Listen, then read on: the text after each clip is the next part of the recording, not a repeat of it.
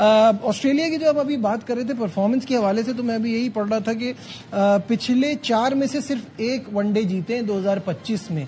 तो वही आपकी वाली बात कि वो इसको इतना सीरियस नहीं ले रहे, वो अपने यंग लड़कों को ट्राई करते हैं। और ट्राई तो कुछ हम भी कर रहे हैं, लेकिन हमारी ट्राई का भी समझ में नहीं आता कि पिछले में क्या थे, इस बार क्या है, आगे आने वाले में क्या लेंगे, और इन सब का एक जो मजमुआ बनेगा उसमें से वर्ल्ड कप में क्या लेके जाएंगे। उनका बड़ा मुनज़्ज़म एक सिस्टम है। क्रिकेट ऑस्ट्रेलिया के ऑफिस में बहुत ज्यादा लोग काम नहीं करते।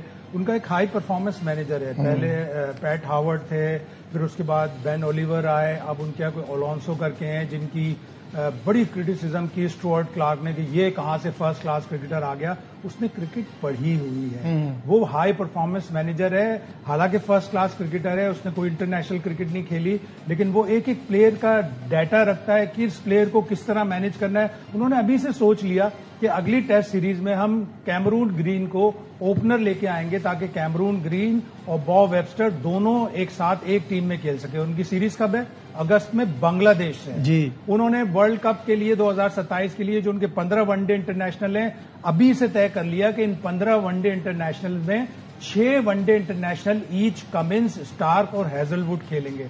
15 में से कितने खेलेंगे? 6, ताकि उनका वर्कलोड मैनेज हो सके और वो अगले वर्ल्ड कप के लिए तैयार भी हो सके। उनको वो तीनों वर्ल्ड कप के लिए चाहिए, इसलिए कि वो टाइटल होल्डर होंगे। तो उनका सिस्टम बिल्कुल अलग है, हमारा सिस्टम बिल्कुल अलग है। हमें अपने सिस्टम बनाने के लिए सबसे पहले तो जरूरत है कि हम अपने इंटरनेशनल क्रिकेट डिपार्टमेंट में डिपार्टमेंट्स बनाएं कि एक टेस्ट का डिपार्टमेंट है, एक ओडीआई का डिपार्टमेंट है, एक टी20 का, उसके अलग अलग हेड्स रखे हैं, उसके अलग अलग परफॉर्मेंस मैनेजर रखे हैं, प्लेयर्स का डाटा अवेलेबल हो। आप अभी से बहुत से लोग कह रहे हैं कि जी अली रजा को टेस्ट क्रिकेट में डाल दें, अली रजा को ओडीआई में डाल दें। वो सिर्फ अभी 4 ओवर्स का बच्चा है, अभी उसने सिर्फ 6 फर्स्ट क्लास मैच खेले हैं, वो भी 2 सीजन में है। 2 सीजन पहले उसका डेब्यू हुआ था। उससे ज्यादा अच्छे अगर रेड बॉल के लिए तैयार है तो उबैद शाह है। 2 सीजन में उसने 16 फर्स्ट क्लास मैच खेले, 70+ विकेट। लेकिन शाह की 14 फर्स्ट क्लास मैच है 4 मैचों में, वो भी इंजरी प्रोन है। तो आपको अपने प्लेयरों का अहाता करना पड़ेगा। लेकिन ये बातें क्यों होती हैं शाहिद साहब? ये बातें जब होती हैं जब जो टीम खेल रही है उनसे 4 नहीं हो रहे ना। प्रॉब्लम ये है कि जब नए लड़कों को लोग ये कहते हैं ना कि इनको डाल दें, डीप एंड में डाल दें पूल के, तो उसकी वजह यह है कि जब आप देखते हैं कि शाहीन शाह अफरीदी किस तरह की बॉलिंग कर रहे हैं टेस्ट में, जब आप देखते हैं कि हसन अली को आपने पिछले 2023 से लेके इस सीरीज से पहले तक 4 टेस्ट मैच खेले थे, 3 विकेटें थी, पीएसएल की परफॉर्मेंस पे आप ले गए, तो लोग तो कहेंगे ना इससे अच्छा अली रजा को भेज देते। हमारा सिलेक्शन का भी बड़ा मसला है, और अभी बातें ही चल रही थी कि सिलेक्शन कमेटी में तजादात हैं, कुछ मुत्तफिक नहीं थे। मैंने चेक किया तो उन्होंने कहा नहीं, एक ही जैसी बात थी, और ज्यादातर इसमें माइक हैसन का जो है वो थोड़ा रोल ज्यादा है, रोल ज्यादा होता है कि वो कहते हैं शादाब खान जाहिर है माइक हैसन को पसंद भी है, 3 साल के बाद लेकिन उसका वनडे का 3 साल के बाद वनडे में आने का कोई रीजन तो हो। अब उसको अपना सिलेक्शन जस्टिफाई करना पड़ेगा। माइक हैसन को शादाब खान का सिलेक्शन जस्टिफाई करना पड़ेगा, चाहे उसमें सिलेक्शन कमेटी की सीट थी या नहीं थी। शादाब खान को अपना सिलेक्शन जस्टिफाई करना पड़ेगा, माइक हैसन को जस्टिफाई करना पड़ेगा। और फिर ये कि आपने एक प्लेयर को जो साद मसूद जिसने 38 बनाया, वो अच्छा क्रिकेटर भी, आपने उसको पुश बैक किया है, ठीक है, चलो ठीक है, वो यंगस्टर है, आ जाएगा। लेकिन आपने अगर किसी प्लेयर को सेलेक्ट किया तो अब उसको उसके ऊपर जिम्मेदारी है कि वो जस्टिफाई। मुझे यही तो समझ में नहीं आ रहा, उस वक्त शोर मच रहा था कि साद मसूद को मौका कैसे मिला, अब जब मिल गया, थोड़ा बहुत कर भी दिया, तो एक लॉन्गर रन में एक चांस तो मिलना चाहिए। आगे तो कंटिन्यू करते, जब दे रहे हैं तो दे क्यों रहे हैं, जब निकाल रहे हैं तो निकाल क्यों रहे हैं। जिस तरह हम बार बार कहते हैं ना कि एक जब सीरीज के लिए सेलेक्ट कर रहे हो तो खुदा के वास्ते पिछली सिलेक्शन को भी चेक कर लिया करें। बांग्लादेश की टेस्ट सीरीज के आपने लिए सिलेक्शन किया तो आप भूल गए कि आपका साउथ अफ्रीका के 2 टेस्ट मैचेस में reserve wicket keeper was Rohail Nazir. जब रोहेल नजीर को आपने उन 2 टेस्ट मैच में नहीं खिलाया तो उसका अगला चांस बांग्लादेश की सीरीज में, वहां कौन से आ गया, ऊपर से आ गया गाजी गौरी। उसकी रेड बॉल की परफॉर्मेंस अच्छी थी, लेकिन वो रेड बॉल की परफॉर्मेंस में पहले वनडे सीरीज में आया। तो अब इस तरह की होंगी चीजें तो फिर यही सारे नतीजे जाएंगे, रिजल्ट आएंगे। सही बात है। यहाँ लेते एक ब्रेक से शाहिद साहब बात कर रहे थे वेस्ट इंडीज के खिलाफ टेस्ट सीरीज के हवाले से, उस पर बात करेंगे, कहीं मत जाइएगा, विल बी राइट बैक। ये आपने देखा ये रिपोर्ट में कि पाकिस्तान और वेस्ट इंडीज की सीरीज, ये 2 टेस्ट मैचेस की सीरीज, और जब से बांग्लादेश के खिलाफ टेस्ट सीरीज हुई है, अब टेस्ट सीरीज का सुन के एक अजीब सा खौफ आता है, क्योंकि जब हमारा बांग्लादेश के खिलाफ शाहिद साहब ये हाल था तो तो वेस्ट इंडीज तो हमें नहीं छोड़ने वाली, क्योंकि अब सारी दुनिया आपको रीड करती है, देखती है, उस पर स्टडी करती है, उनको पता है कि आपका पेस के खिलाफ क्या हाल है। पिछले वर्ल्ड टेस्ट चैंपियनशिप साइकिल में हमसे एक दर्जा ऊपर थे, हम 9 थे, वो 8 थे। बिल्कुल ऐसे हमें 1-1 सीरीज ड्रॉ करके वो गए, तो वो 8 पे आए, हम 9 पे आए।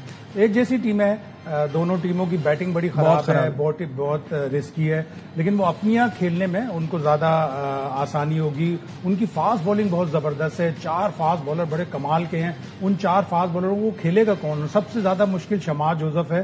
3 ऑस्ट्रेलिया के टेस्ट जो पिछले साल हुए थे उसमें 22 विकेटें थी उसकी 3 टेस्ट मैचों में। फिटनेस उसकी प्रॉब्लम रहती है, इसलिए कि थोड़ा लेथ है, एथलेटिक बॉडी है तो, लेकिन वो फिटनेस उसकी हमेशा मशकूक रहती है। 2 मैच खेलता है फिर इंजर्ड हो जाता है। लेकिन उनकी बैटिंग में 2-3 ऐसे प्लेयर है, Shai Hope, Roston Chase, Brandon King और चौथा जस्टिन ग्रेव्स। अभी उसने डबल 100 न्यूजीलैंड में इस साल के शुरू में बनाया था। वो आखिरी 8 टेस्ट मैचेस में वो वाहिद शिकस्त से बचे थे वेस्ट इंडीज वाले कि वो टेस्ट मैच उसने डबल 100 बना के ड्रॉ करवा दिया था। तो वहां पे दोनों टीमों की बैटिंग का मुकाबला होगा, जो बैटिंग अच्छा करेगा वो टेस्ट मैच जीत जाएगा। शायद साहब आपने दोनों टीमों को मिलाया, मैं तो जो इनकी बैटिंग देख रहा हूं उनमें कभी ना कभी, जैसे आपने अभी जस्टिन ग्रीव का नाम लिया, बड़ी इनिंग खेल, हमारे तो बड़ी इनिंग खेलने वाले मुझे प्लेयर नहीं दिखते। हमारे यहाँ भूख रन्स की कम हो गई है, 50, 60, 70 पे आके लगता है कि मेरा काम पूरा हो गया। हम जो दूसरे साइकिल में 2 सीरीज खेले थे उसमें एक टेस्ट मैच में शाहीन शाह अफरीदी ने 8 आउट किए थे, लेकिन हम पहला टेस्ट में शायद 1 या 2 विकेटों से हार गए थे। आखिरी विकेटों ने उन्होंने रन्स बना लिए थे। और हमारी टेस्ट टीम की खास बात है कि हम टेल एंडर से जरूर रन करवाते हैं। बांग्लादेश के तो टेल एंडर्स खुश होते हैं फिर वो हमें साउथ अफ्रीका वाला भी याद है जिसमें महाराज ने और मुत्तुस्वामी ने, रबाडा ने 71, बताइए वहां पे भी।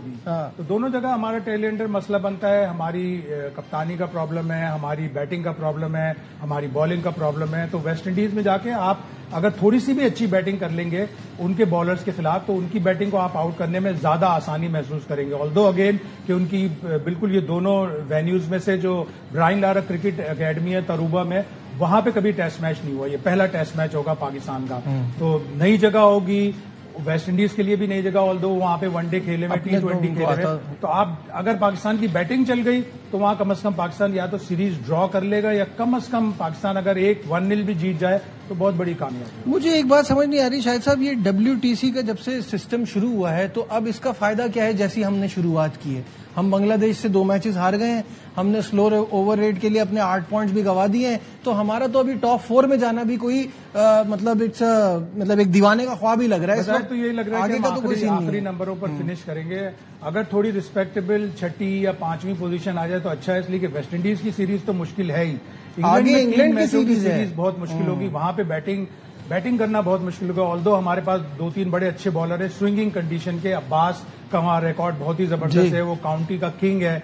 मोहम्मद अली वहां पे इफेक्टिव होगा, नसीम शाह वहां पे इफेक्टिव होगा, शाहीन शाह अफरीदी वहां पे इफेक्टिव होगा, लेकिन सवाल ये होगा कि वहां रन्स कौन करेगा, ये तो इशू आ रहा है। लेकिन मैं ये इस वक्त जाने से पहले सिर्फ क्योंकि वनडे सीरीज भी हमारी कल से शुरू हो रही है, हम क्यों ना इस WTC साइकिल में जो हमारा होना था वो तो हमें पहले ही पता चल गया, हम ज्यादा से ज्यादा वनडे क्यों नहीं खेल रहे कि हमें 2027 के लिए फायदा हो, हम क्यों ये प्लान नहीं कर रहे? ये माइक हैसन ने अपनी प्रेस कॉन्फ्रेंस में जो 2-3 दिन पहले पिंडी स्टेडियम में की थी, उन्होंने कहा था कि कुछ सीरीज पाइपलाइन में है, लेकिन वो सीरीज किन मुल्कों के खिलाफ होंगी? एक आयरलैंड के खिलाफ, एक जिम्बाब्वे के खिलाफ जो आपसे बहुत नीचे हैं। आपको उनसे तैयारी का मौका इतना अच्छा नहीं मिलेगा। हाँ, अगर हमें साउथ अफ्रीका से कोई सीरीज मिल जाए, यकीनन पाकिस्तान क्रिकेट बोर्ड निगोशिएट करने की कोशिश कर रहा होगा। हमें कोई एक आध सीरीज इंग्लैंड से मिल जाए, इंग्लैंड से और श्रीलंका से हम ट्राई सीरीज जरूर खेल रहे हैं, लेकिन अपनी कंडीशन में खेल रहे हैं, वो साउथ अफ्रीका की कंडीशन से बिल्कुल अलग है। उससे क्या फायदा होगा? और दूसरा ये कि अभी आपको ये भी नहीं पता, तैयारी होगी, अभी आपको ये भी नहीं पता वो कितने मेन प्लेयर्स बेचते हैं, क्योंकि ये भी तो एक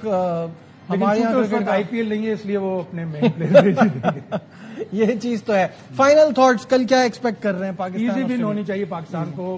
ठीक है, ऑस्ट्रेलिया की टीम फाइट करेगी, उनके 2-3 प्लेयर बहुत अच्छे हैं। उनका जो फास्ट बॉलिंग ऑलराउंडर है लिएम स्कॉट, वो Sheffield shield player of the tournament था, वो वनडे का best player of the year था। तो इन 2-3 प्लेयर से एडम जेम्पा को अच्छी तरह खेलना होगा पाकिस्तान को। ये चीजें अगर पाकिस्तान ने वो कवर कर ली, और वो दोनों स्पिनर खिलाएंगे, पूर्णमन और जेम्पा दोनों खिलाएंगे, और हम स्पिनर पे देखते हैं क्या करते हैं, देखते हैं। बहुत बहुत शुक्रिया। शाहिद हाशमी साहब हमारे साथ थे। उम्मीद करता हूं प्रोग्राम आपको पसंद आया। इस उम्मीद के साथ कि कल पाकिस्तान अच्छा खेल खेलेगा, दीजिए अपने मेजबान नजीबुल हसनैन को इजाजत। अपना बहुत ख्याल रखिए। अल्लाह हाफिज।